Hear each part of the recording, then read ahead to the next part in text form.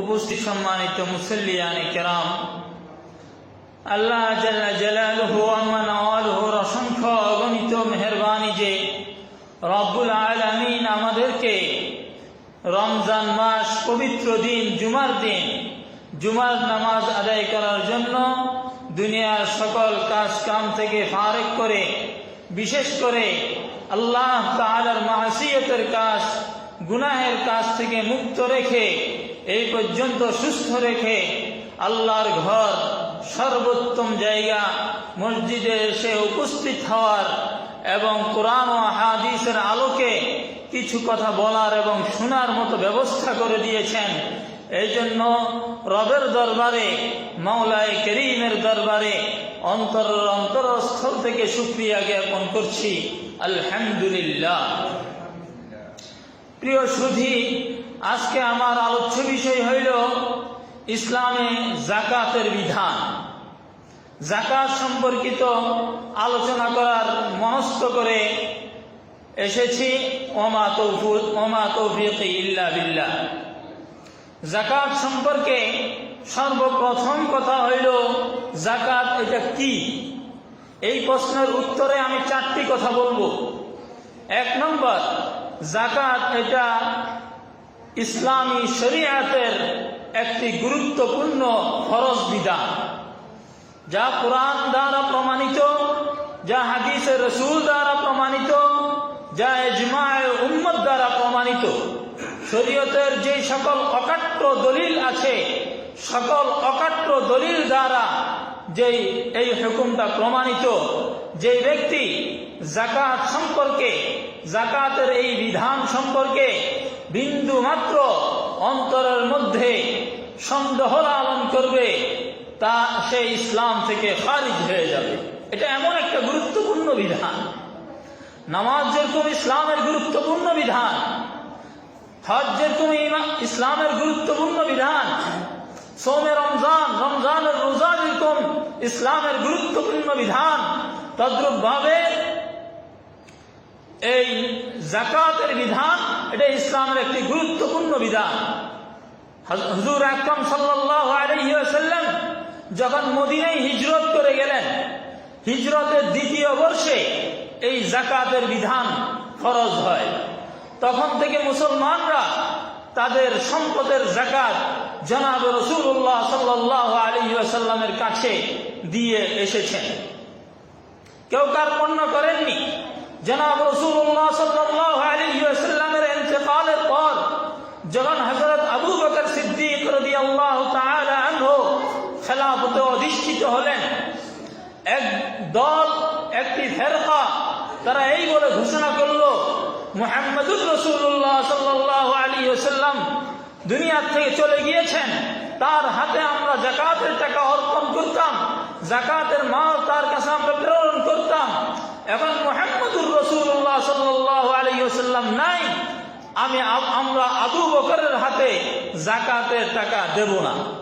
যাকাতের মাল যাকাত দিতে তারা অস্বীকার করল। হযরত আবু বকর রাদিয়াল্লাহু তাআলা আনহু তবিয়তে নরম ছিল, নরম তবিয়তের মানুষ ছিলেন, কিন্তু শরীয়তের ব্যাপারে অত্যন্ত কঠোর ছিলেন। সাহাবায়ে কিরাম রিজওয়ানুল্লাহি আজমাইন তখনও বিক্ষিপ্ত অবস্থায়, রাসূলের ইন্তেকাল হয়ে গেছে, ইরতিদাদের ফিতনা দেখা দিয়েছে, মানুষ কেউ কেউ মুরতাদ হয়ে যাইতেছে, ইসলাম থেকে বাইর হয়ে যাইতেছে। এমত অবস্থায় যারা যাকাত দিতে অস্বীকার করলো, তাদের বিরুদ্ধে শক্ত কোনো অবস্থানে যাওয়া, এটা সাহাবায়ে কিরামের কারো মতে পছন্দ হচ্ছিল না বা রায় দিচ্ছিলেন না। কিন্তু হযরত আবু বকর সিদ্দিক রাদিয়াল্লাহু তাআলা আনহু তিনি চূড়ান্তভাবে ঘোষণা দিলেন যে যারা যাকাত দিতে অস্বীকার করবে তাদের সাথে আমি যুদ্ধ করব। প্রয়োজনে কেউ যাকাতের ওট দিল কিন্তু ওটের রশি দিতে অস্বীকার করলো, আমি তার সাথেও যুদ্ধ করে সেই রশি আদায় করে ছাড়ব। এই হলো যাকাতের বিধান। হুজুর আকরাম সাল্লাল্লাহু আলাইহি ওয়াসাল্লাম এই যাকাতের বিধানের গুরুত্ব দিয়েছেন এবং হযরত আবু বকর সিদ্দিক রাদিয়াল্লাহু তাআলা আনহু যাকাতের বিধানের জন্য যুদ্ধ ঘোষণা করেছেন। 2 নম্বর কথা, যাকাত কি? যাকাত ইসলামের একটি স্তম্ভ। প্রথম কথা বলছি, যাকাত ইসলামের গুরুত্বপূর্ণ একটি ফরজ বিধান, যা সকল আদিল্লাহ দ্বারা প্রমাণিত। দ্বিতীয় কথা হলো, যাকাত এটা ইসলামের একটি স্তম্ভ। হুজুর আকরাম সাল্লাল্লাহু আলাইহি ওয়াসাল্লাম হাদিস শরীফের মধ্যে ফরমান, বুনিয়াল ইসলামু আলা খামসিন শাহাদাতি আল্লা ইলাহা ইল্লাল্লাহ ওয়া আন্না মুহাম্মাদান আবদুহু ওয়া রাসূলুহু ওয়া ইকামিস সালাত ওয়া ইতাইজ যাকাত ওয়া হজ্জিল বাইতি ওয়া সাওমি রমজান। বুনিয়াল ইসলাম, ইসলামকে ভিত্তি করা হয়েছে আলা খামসিন, 5টি জিনিসের উপর। শাহাদাতি আল্লা ইলাহা ইল্লাল্লাহ, এই কথার সাক্ষ্য দিবে যে আল্লাহ ছাড়া আর কোন মাবুদ নাই। ওয়া আন্না মুহাম্মাদার রাসূলুহু ওয়া আন্না মুহাম্মাদান আবদুহু ওয়া রাসূলুহু, মুহাম্মাদুর রাসূলুল্লাহ সাল্লাল্লাহু আলাইহি ওয়াসাল্লাম আল্লাহ তাআলার বান্দা এবং তার রাসূল। ওয়া ইকামিস সালাত, এবং নামাজ প্রতিষ্ঠা করবে। ওয়া ইতাইজ যাকাত, এবং যাকাত আদায় করবে। ওয়া হজ্জিল বাইতি, এবং সক্ষমতা আসলে হজ্জে বাইতুল্লাহ করবে। ওয়া সাওমি রমজানা, রমজান মাসের রোজাগুলো রাখবে। এ হলো ইসলামের 5টা স্তম্ভ। বুনিয়া শব্দের ব্যাখ্যা করতে গিয়ে হুজুর আকরাম সাল্লাল্লাহু আলাইহি ওয়াসাল্লাম ইসলামকে একটা তাঁবুর সাথে তুলনা করেছেন। যেই তাঁবুটা 5টা স্তম্ভের উপর নির্মিত, তার মাঝখানে একটি খুঁটি। ওই খুঁটিটাকে সোজা রাখার জন্য 4 থেকে 4টা খুঁটি দিয়ে টানা দেওয়া হয়েছে। ওই 4 পাশের 4 খুঁটি, মাঝখানে 1 খুঁটি, এই 5 খুঁটির উপর ইসলামের তাঁবু দণ্ডায়মান রয়েছে। তাঁবু জিনিসটা যদি আপনারা বুঝে থাকেন, তাহলে আপনারা বলতে পারবেন 4 কোণার যেই কোনো একটা খুঁটি যদি উপড়ে ফেলা হয়, না থাকে, দুর্বল হয়ে পড়ে, তাহলে ওই তাঁবুটা কি অক্ষত? ওই তাঁবুটা কি সুরক্ষিত? নাকি ওই তাঁবুটা হুমকির মুখে? যেই কোনো মুহূর্তে ওই তাঁবু ছিন্ন বিচ্ছিন্ন হয়ে যেতে পারে। আমাদের দেশে সাইক্লোন হয়, বিভিন্ন ধরনের ঝড় তুফান হয়, সিডর, আইলা, ফণী ইত্যাদি নামে আমাদের দেশে বিভিন্ন সময় বিভিন্ন ঝড় তুফান আসছে। সামনে কালবৈশাখী ঝড় হবে। এই কালবৈশাখী ঝড়ে বিভিন্ন সাইক্লোনের মধ্যে যখন একটা তাঁবু ওই সাইক্লোনের আঘাতে পড়বে, যদি তার সবগুলা খুঁটি ঠিক থাকে, তাহলে তাঁবুর মাঝখানের খুঁটিটাও ঠিক থাকবে, তাঁবুটাও ঠিক থাকবে। যদি যে কোনো একটা খুঁটি দুর্বল হয়ে যায়, তাহলে সাইক্লোনের আঘাতে ওই তাঁবু লন্ড ভন্ড হয়ে একসময় মাঝখানের খুঁটিটাও পড়ে যাবে। তদ্রূপভাবে যাকাত এটা ইসলামের একটি স্তম্ভ, একটি খুঁটি। এই খুঁটি যদি নটবড় হয়ে যায়, কেউ যদি যাকাত না দেয়, তাহলে তার একটি খুঁটি নটবড় হয়ে গেল। শয়তানের প্ররোচনায় এমন একটা সময় আসবে, অন্তরের মধ্যে ঝড় উঠবে, সেই ঝড়ের আঘাতে তার ঈমানের খুঁটি কালিমা লা ইলাহা ইল্লাল্লাহ পর্যন্ত ব্যাঘাত করে ঈমান হারা হয়ে যাওয়ার সম্ভাবনা রয়েছে। যাকাতের গুণ ইসলামের একটি স্তম্ভ। 3 নম্বর বিষয়, যাকাত কি? যাকাত এটা হলো সম্পদের আবর্জনা। সম্পদের আবর্জনা। রব্বুল আলামিন আমাদেরকে হালাল উপায়ে উপার্জন করার ব্যবস্থা করে দিয়েছেন। আমরা এক একজনে এক এক পেশায় আছি, কেউ চাকুরি, কেউ ব্যবসায়, কেউ ক্ষেত খামারে, সবগুলাই হালাল পেশা। এগুলা সব সওয়াবের কাজ। তলবু কাসবিল হালাল ফরিজাতুন বাদাল ফরিজা, মসজিদে বসে বসে সুবহানাল্লাহ সুবহানাল্লাহ পড়া এটা নফল কাজ।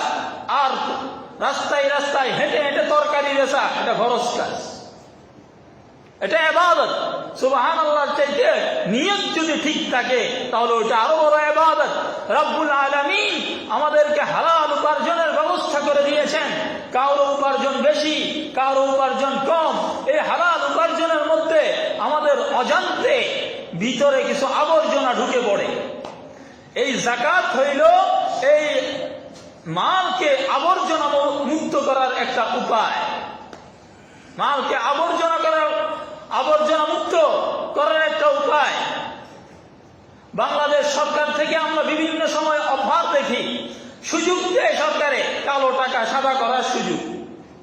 কালো টাকা সাদা করার সুযোগ। বলে হুজুর টাকা কালো হয় কেমনে, সাদা হয় কেমনে? টাকা তো টাকাই, যেমনে আছে সেমনেই থাকে। আগেও যেভাবে ছিল এখনো পরেও সেভাবে থাকে, কালো আবার সাদা হয় কিভাবে? ওইটা আসলে কালো না, আসলে সাদা না।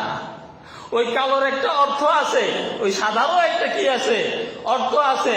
তো লাল কলম দিয়া কালো লেখে কেমনে? তো লাল কলম দিয়া ক আকার কালো কাল লিখলে কালো হয়। এই কালো ওই কালো না, এই কালোর একটা কি আছে, অর্থ আছে। তদ্রূপ ভাবে বাংলাদেশ সরকার বিভিন্ন সময় সুযোগ দেয় যে তোমাদের কালো টাকাগুলা সাদা করে নাও। কালো টাকা কোনগুলা? যে যত সব সম্পদ 2 নম্বর পন্থায় উপার্জন করছে, সরকারি ভাষায়ও রাষ্ট্রীয় ভাষায়ও তার নাম কি টাকা? কালো টাকা। যে টাকা 2 নম্বরই পন্থায় উপার্জন করছে, অন্যের হক মারে, আত্মসাৎ করে, ব্যাংক লুণ্ঠন করে, যে কোনো উপায়ে 2 নম্বরই পন্থায় উপার্জন করছে, সরকারি ভাবেও বলে তার আয়ের উৎস ঠিক নাই, এটা টাকাগুলা কালো। অফার দেয় 20%, 30%, 25% রাষ্ট্রীয় কোষাগারে জমা দাও, তোমার বাকি টাকাগুলো সাদা হয়ে যাবে। তার অর্থ কি? বাকি টাকাগুলা তুমি অভাবে যেখানে খুশি সেখানে তুমি ব্যবহার করতে পারবে। এটা রাষ্ট্রীয় আইন, মাঝে মধ্যে এই সুযোগ দেয়। কিন্তু ইসলামের মধ্যে এরকম কোন বিধান নাই। আপনি 100 টাকা হারাম পন্থায় উপার্জন করছেন, 99.99 টাকাও যদি আপনি আল্লাহর রাস্তায় ব্যয় করে দেন, রাষ্ট্রীয় কোষাগারে ব্যয় করে দেন, ওই 0.1 টাকা ওইটা হারামেই থেকে যাবে। ওটা হালাল হওয়ার কোনো কি নাই, উপায় নাই। তবে আমার হালাল টাকার মধ্যে আমার অজান্তে যে আবর্জনা ঢুকে যায়, ওই আবর্জনা মুক্ত করার উপায় হইল যাকাতের বিধান, যাকাত দিয়ে দেওয়া। আপনারা তো গ্রামের মানুষ, কিন্তু এখন তো গ্রাম নাই, গ্রাম শহর হয়ে গেছে। সকলে বস্তার চাউল খায়। আমরা যখন চাষের চাল খেতাম, চাষ করতো, ওখান থেকে চাল আসতো, সেই চাল দিয়ে ভাত পাক করতাম। ভাতের মধ্যে কালো ভাত পাওয়া যাইত, অর্ধেক কালো অর্ধেক সাদা ভাত পাওয়া যাইত, বিভিন্ন ধরনের ময়লা পাওয়া যাইত।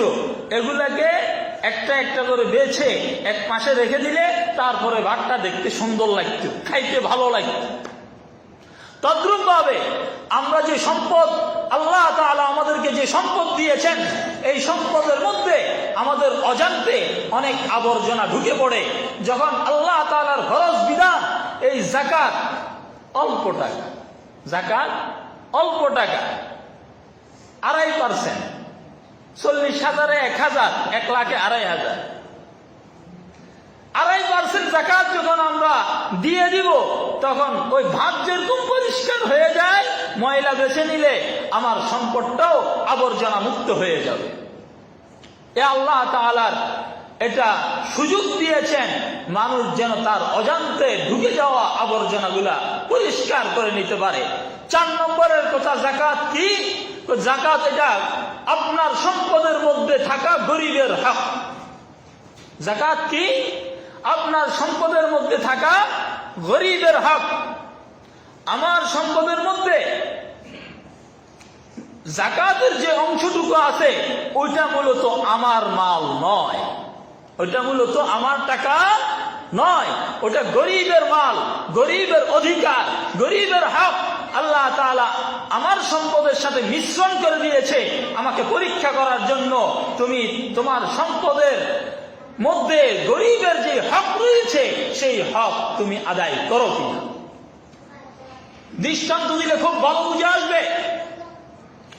একজন বিদেশ থেকে আসতেছে, সে বলল, ভাই তুমি বাড়িতে যাচ্ছ, আমার বাড়ির জন্য তোমাকে 10,000 টাকা দিলাম, এই টাকাটা আমার বাড়িতে পৌঁছে দিও। সে তার ওই 10,000 টাকা, তার কাছে আরো কিছু টাকা ছিল, ওই টাকার সাথে অ্যাডজাস্ট করে টাকাগুলা নিয়ে আসছে। বলেন ওই 10,000 টাকা কি তার টাকা নাকি আরেকজনের টাকা? এটাকে দিয়ে দেওয়া তার উপর কর্তব্য না? শুধু কি এটা কি তার হক? এটা কি দিয়ে দেওয়াটা তার করুণা? এটা দিয়ে দেওয়া কি তার পক্ষ থেকে কোনো দয়া নাকি তার দায়িত্ব? দিতেই হবে, আরেকজনের হক। তদ্রুপ ভাবে আল্লাহ তাআলা যাদেরকে ধনী বানিয়েছেন, আপনার অ্যাকাউন্টে 5,000 কোটি টাকা আসার মতো লাইন আছে, আপনার অ্যাকাউন্টে 100 কোটি টাকা আসার মতো লাইন আছে, কিন্তু গরিবের অ্যাকাউন্টেই নাই, গরিবের অ্যাকাউন্টেই নাই। আল্লাহ তাআলা আপনার 5,000 কোটির সাথে, আপনার 1 কোটির সাথে, আপনার 1 লাখের সাথে ওই গরিবের হকটা ঢুকিয়ে দিয়েছেন। যাও তুমি গরিবের হক দিয়ে দাও। এই হইল যাকাত, হইল গরিবের হক। যাকাত করুণা নয়, যাকাত দিয়ে দিতে হবে। যারা যাকাত দেয় না এবং সেটাকে নিজের মনে করে লামসাম দেয়, যাকাত লামসাম যাকাত দেয়, 1 কোটি টাকার মালিক হইলে আড়াই লক্ষ টাকা তার কি দিতে হয়? যাকাত দিতে হয়। সে এলাকার মধ্যে 50,000 টাকা বিলিয়ে দিছে, মানুষ কয় আরিফ ভাই বিশাল দানি মানুষ, বিশাল দানি মানুষ, মানুষ মনে করে যাকাত দেয়। যারা যাকাত দেয় তাদের অবস্থা বলছি, হিসাব করে যাকাত না দিলে 1 টাকা যাকাতও আদায় হয় না। আপনার যাকাত আসছে 1 লাখ টাকা, আপনি 80,000 টাকা দিচ্ছেন, কিন্তু হিসাব করে দেন নাই, 1 টাকাও আদায় হবে না। হিসাব করতে হবে আপনার অর্থবর্ষ শুরু হয়েছিল কখন, অর্থবর্ষ শেষ হয়েছে কখন, অর্থবর্ষের শেষে আপনার ডিপোজিট কত ছিল, আপনার সোনা গয়না গোল্ড, আপনার রূপা, আপনার টাকা, আপনার ব্যবসার মাল, আপনার গরু ছাগল, এগুলা কি ছিল, পুরাটা হিসাব করে আমার যাকাত কত আসে ওইটাকে আমি আলাদা করে ফেলবো, হিসাব অন্তত আলাদা করে ফেলবো। তারপর আমি আস্তে আস্তে দিলাম, সব 100 দিয়ে দিতে হবে এমন না, আস্তে আস্তে দিলাম, তাহলে যাকাত আদায় হবে। প্রিয় ভাইরা আমার, যাকাত কি এই সম্পর্কে আমি কয়টা কথা বললাম? 4টা কথা বললাম। যাকাত ইসলামের গুরুত্বপূর্ণ বিধান, যাকাত দ্বীনের একটি স্তম্ভ, যাকাত সম্পদের আবর্জনা মুক্ত করার, সম্পদকে আবর্জনা মুক্ত করার উপায়, যাকাত গরিবের হক। রাসূলুল্লাহ আল্লাহ তাআলা কুরআন মাজিদের মধ্যে বলেন, ওয়া ফি আমওয়ালিহিম হাক্কুন লিস-সাইল ওয়াল মাহরুম, তোমাদের সম্পদের মধ্যে সাইল যারা চায়, ওয়াল মাহরুম যারা চায় না, উভয় ধরনের গরিবের কি আছে? হক আছে। যারা চায় তাদেরও হক আছে, যারা চায় না গরিব তাদেরও হক আছে, দিয়ে দাও। এ হলো যাকাত গরিবের হক। প্রিয় ভাইরা আমার, যাকাত দিলে কি লাভ হবে? যাকাত দিলে কি লাভ হবে এই ব্যাপারে আপনারা যথেষ্ট ওয়াকিফাল আছেন। আল্লাহ তাআলার বিধান পালন করলে আল্লাহ খুশি হবেন, জান্নাত দিবেন, রাসূল সাল্লাল্লাহু আলাইহি ওয়াসাল্লাম খুশি হবেন, আপনারা আখিরাতে পুরস্কৃত হবেন। এই ব্যাপারে অনেক কথা আছে। দুনিয়ার লাভ, নগদে লাভ, যাকাত এটা আপনার সম্পদের রক্ষা কবচ, আপনার সম্পদের রক্ষা কবচ। আমার সাথে অত্যন্ত ক্লোজ ফ্রেন্ডের মতো একজন লোক কিছুদিন আগে, 10-12 দিন আগে আমাকে বললো, হুজুর খুব পেরেশানিতে আছি, হঠাৎ করে ব্যবসায়ী 2.5 কোটি টাকা মার খাইছে, 2.5 কোটি টাকা মার খাইছে। আমি বললাম, ভাই সত্য করে বলবেন আপনি টাকাগুলোর যাকাত দিয়েছিলেন? উনি আমাকে বলল, কিছু দিছিলাম, তবে হিসাব করে দিই নাই। আমি বললাম, নিয়ত করেন যে আগামীতে এই টাকাগুলা যাকাত দিয়ে দিবেন, যতদিন আপনার হাতে ছিল যাকাত দিয়ে দিবেন, নিয়ত করেন, আপনার টাকা ফেরত আসবে, আমি গ্যারান্টি দিলাম। যাকাত আপনার সম্পদের রক্ষা কবচ। রাসূলুল্লাহ সাল্লাল্লাহু আলাইহি ওয়াসাল্লাম বলে গেছেন, যারা নিজেদের সম্পদের সাথে যাকাতকে গুলিয়ে ফেলে, যাকাত দেয় না, নিজের সম্পদ থেকে যাকাতকে আলাদা করে না, গুলিয়ে ফেলে, তার সকল সম্পদ তার সকল সম্পদ হরণ হয়ে যাওয়ার সমূহ সম্ভাবনা রয়েছে, সমূহ সম্ভাবনা রয়েছে। সে ফকির হয়ে যাবে, অন্তত যদি ফকির না হয় তার সম্পদ দিয়ে সে উপকৃত হতে পারবে না। সম্পদ দিয়ে উপকৃত হওয়ার অর্থ কি? সম্পদ দিয়ে উপকৃত হওয়ার অর্থ হইল ওই সম্পদ খেয়ে, ওই সম্পদ ভোগ করে আপনার আল্লাহ তাআলার ইবাদত করার তৌফিক হওয়া, এটা হলো সম্পদের উপকার। আর সম্পদ উপভোগ করে আল্লাহর ঘরে সিজদা দিতে না পারা, আল্লাহর ইবাদত করতে না পারা, এটা হইলো সম্পদের মধ্যে ব্যয়বরকতি। কোটি টাকা আছে, বরকত নাই, 10 টাকার মধ্যে আল্লাহ বরকত দিয়ে দেয়। দেখা যায় না এরকম? বরকত জিনিসটা আমরা কম বুঝি। ছাগলে গরু বছরে একটা করে দিয়ে মানুষ জবে করে, প্রতিদিন জবে করে, কোরবানিতে হমানে জবে করে, তারপরও গরু শেষ হয় না। আর কুকুরে কয়টা করে দিয়ে হিসাবও নাই, কিন্তু কেউ খায়ও না, ধরেও না, মারেও না, কোনো বরকত নাই, দেখা যায় না। তো এই হলো বরকত। সম্পদের মধ্যে বরকত দেখবেন না যাকাত না দিলে। সম্পদ না, যাকাত না দিলে তার ভয়াবহতা কি, আমি 2-1টা দৃষ্টান্ত পেশ করে আজকের আলোচনা শেষ করার চেষ্টা করব ইনশাআল্লাহ। আল্লাহ তাআলা, আমি যে আয়াত খুতবার মধ্যে তেলাওয়াত করছি, আল্লাহ তাআলা কোরআন মাজিদের মধ্যে বলেন, আল্লাযীনা ইয়াকনিজুনা আয-যাহাবা ওয়াল ফিদ্দাতা, যারা সম্পদ জমা করে। যাহাব মানে স্বর্ণ, ফিদ্দা মানে চাঁদি। আগের জমানায় মানুষ সম্পদ বলতে এগুলোই বুঝত, এত ব্যাংক ব্যালেন্স এগুলো মানুষ বুঝতো না। টাকাই তো স্বর্ণ ছিল, সোনার টাকা, রূপার টাকা। এই এবার আল্লাযীনা ইয়াকনিজুনা আয-যাহাবা ওয়াল ফিদ্দাতা, ওই সকল লোক যারা স্বর্ণ এবং চাঁদিকে জমা করে রাখে। ওয়ালা ইউনফিকুনাহা ফি সাবিলিল্লাহ, এবং তা আল্লাহর রাস্তায় ব্যয় করে না, অর্থাৎ যাকাত দেয় না। আমি নিজ থেকে কোনো কথা বলতেছি না, তাফসীরে এইভাবেই লেখা আছে। এবং যারা তাফসীর লিখছে তারা বলছেন আমি নিজ থেকে লিখি নাই, আমাদের আগেররা এভাবে লিখে গেছেন। তার আগেররা বলছেন রাসূলুল্লাহ সাল্লাল্লাহু আলাইহি ওয়াসাল্লাম এভাবে বলছেন। ওয়ালা ইউনফিকুনাহা ফি সাবিলিল্লাহ, সম্পদ জমা করে তার যাকাত দেয় না। আল্লাহ বলেন, হে নবী আপনি তাদেরকে বলেন, ফাবাশশিরহুম বিআযাবিন আলীম, তাদেরকে আপনি মর্মান্তিক শাস্তির সুসংবাদ শুনিয়ে দেন, যন্ত্রণাদায়ক শাস্তির সুসংবাদ শুনিয়ে দেন। যন্ত্রণাদায়ক শাস্তির কি সুসংবাদ হয় না দুঃসংবাদ হয়? কিন্তু আল্লাহ তাআলা বলছেন সুসংবাদ শুনিয়ে দেন।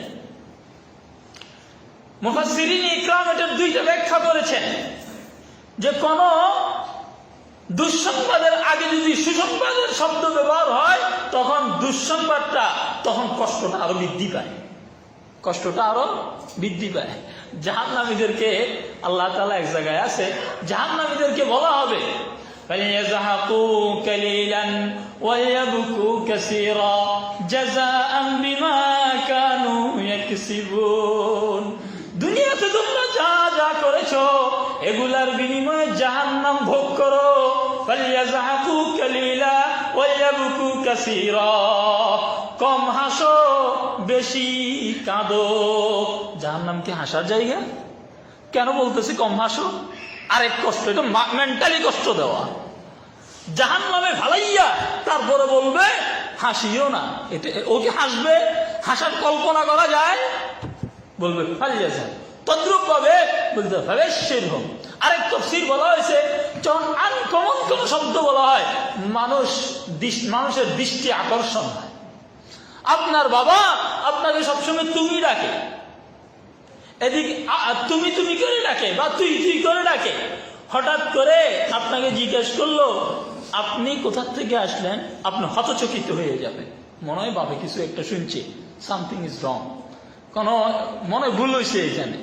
আপনার ভিতরটা নড়ে উঠবে, আপনার পরবর্তী কথাটা শোনার জন্য আপনার দিল আকর্ষিত হবে। আকর্ষিত করার জন্য বলছেন ফাবাশশিরহুম বিআযাবিন আলীম, তাদেরকে যন্ত্রণাদায়ক শাস্তির সুসংবাদ শুনিয়ে দাও। তারপরে যে কথা আল্লাহ বলছেন, يوم يحمى عليها في نار جهنم فتكوى بها جباههم وجنوبهم وظهورهم هذا কিয়ামতের দিন তার সম্পদগুলোকে যারা যাকাত দেয় নাই তার সম্পদগুলোকে জাহান্নামের আগুনের মধ্যে উত্তপ্ত করা হইবে।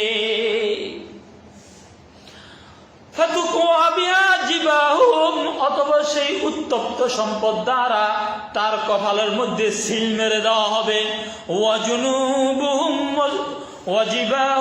তার পার্শ্ব দেশের মধ্যে পাশে সিল মেরে দেওয়া হবে। ওয়াজুহুরুম তার পিঠে সিল মেরে দেওয়া হবে।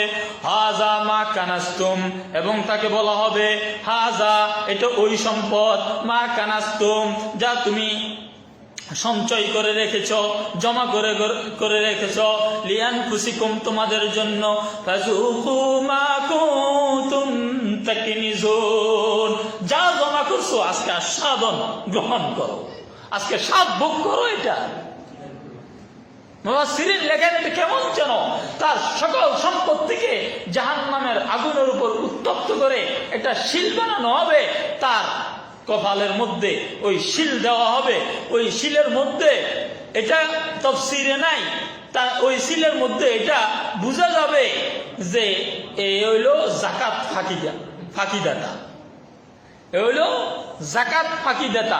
কেমন যেন গরিবের হক চোরা। কপালে লেখা থাকবে এ চোর, পিঠে লেখা থাকবে এ চোর, বামে লেখা থাকবে চোর, ডাইনে লেখা থাকবে চোর। কিয়ামতের ময়দান বড় ভয়াবহ। কারো গায়ে কোনো পোশাক থাকবে না, কেউ কারো থেকে চুপাইতে পারবে না, লুকাইতে পারবে না। একজন আরেকজনকে দেখবে, ডানের লোকজন বলবে দেখো চোরা, বামের লোকজন দেখবে দেখো এই চোরা, সামনের লোকজন বলবে দেখো এই চোরা, পিছনের লোকজন বলবে দেখো এই চোরা। সম্পদ চোরা, গরিবের হক চোরা, গরিবের হক চোরা। আরেকটা ভয়াবহতা, যাকাত না দিলে কি হবে, ক্ষতি হবে।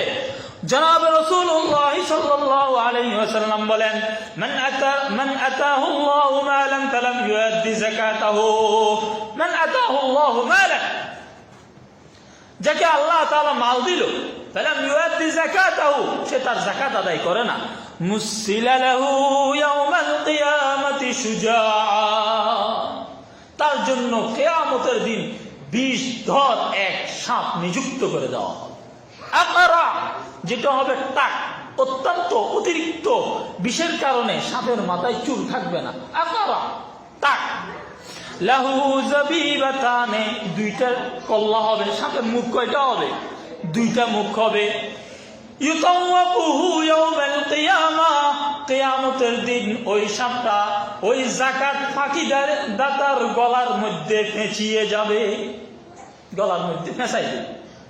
একটু চিন্তা করেন না, আপনার বেডরুমে একটা ধোরা সাপও যদি ঢুকে যায় তাহলে তো চিল্লাইয়া গোড়া বাড়ির মানুষকে একত্রিত করে ফেলা হয়।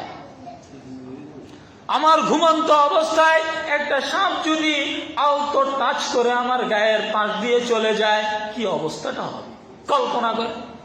এ অবস্থায় বিষাক্ত সাপ, যার ফেনা হবে মুখের পাশ দিয়া, দুইটা মুখ হবে, পুরা গর্দানার মধ্যে পেঁচাই যাবে। পেঁচাইয়া কি করবে?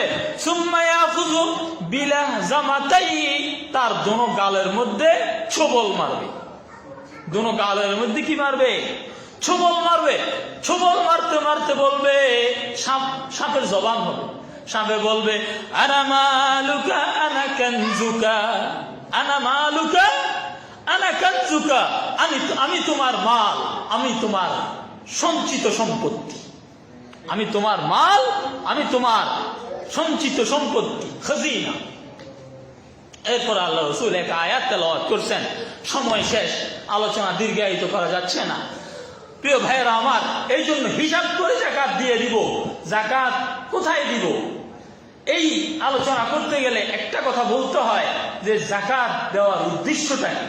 যাকাত দেওয়ার উদ্দেশ্য হইল একটা, অনেকগুলো উদ্দেশ্য আছে। একটা ব্যক্তিগত উদ্দেশ্য আছে। সামাজিকভাবে যাকাত দেওয়ার উদ্দেশ্য হইল দারিদ্র্য বিমোচন। সমাজ থেকে যেন আস্তে আস্তে কি হয়ে যায়, দরিদ্র চলে যায়। এই বছর যাদেরকে যাকাত দিলাম বা 5 বছর যাদেরকে যাকাত দিলাম, আর আগামী 5 বছর পরে যেন তাদেরকে কি দিতে না হয়, যাকাত দিতে না হয়। এইভাবে করে প্ল্যান করে যাকাত দেওয়া, রাষ্ট্রীয়ভাবে যদি এইভাবে যাকাত দেওয়ার ব্যবস্থা থাকতো, আমাদের দেশ তো ইসলামী রাষ্ট্র নয়, বা পৃথিবীতে ইসলামী রাষ্ট্র আফগানিস্তান ছাড়া এখন নাই। ইসলামী রাষ্ট্র যদি থাকতো, রাষ্ট্রীয়ভাবে আমরা যাকাত দিতাম, এটা সুষম বন্টন হইতো, তাহলে দারিদ্র বিমোচন কোনো বিষয় ছিল না। সারা দেশ থেকে দরিদ্র বিমোচনের পন্থা এই একটাই, যাকাতকে সঠিকভাবে উসুল করা, সঠিক জায়গায় এটাকে খরচ করা, এটাই দারিদ্র বিমোচনের একমাত্র পথ, এছাড়া কোনো পথ নাই। বিদেশ থেকে রিলিফের টাকা আসে, কয় টাকা বন্টন হয়, কয় টাকা নিজেদের মধ্যে বাটোয়ারা হয়, জীবনেও দারিদ্র বিমোচন হবে না। এই একটাই পথ, যাকাতের টাকা সুষম বন্টন, এটাই দারিদ্র বিমোচনের একমাত্র পথ। আর একটা পথ, এটা আমাদের হুজুররা মাঝে মধ্যে মস্কারি করি বলে, বাস্তবতাও আছে, সমস্ত গরিবগুলো দাঁড় করায় 5,000 করে মারি ফেলার, এটাও একটা দারিদ্র বিমোচনের পথ। এছাড়া দারিদ্র বিমোচনের আর কোনো পথ নাই। আপনার যাকাত এমন ভাবে দিবেন যেন দারিদ্র বিমোচন হয়, দ্বীনের খেদমত হয়, আপনার সওয়াবটা বেশি হয়। মানুষ রমজান মাসে যাকাত দিতে চায় যেন 170 হয়, রমজান মাসে মানুষ যাকাত দেয়। এই জন্য প্রিয় ভাইরা আমার, মাদারসে কওমিয়াগুলোতে যাকাত দিলে 2টা ফায়দা, দারিদ্র বিমোচন হয়, ইলমের খেদমত হয়, ওইখান থেকে ছাত্ররা পড়ালেখা করে আলেম হয়, মানুষকে দ্বীনের ইলম আহরণ করতে, দ্বীনের ইলম বিতরণ করতে সহযোগিতা করে। 2 নম্বর, ওইখান থেকে মানুষের দারিদ্র বিমোচিত হয়। আমি ব্যক্তিগত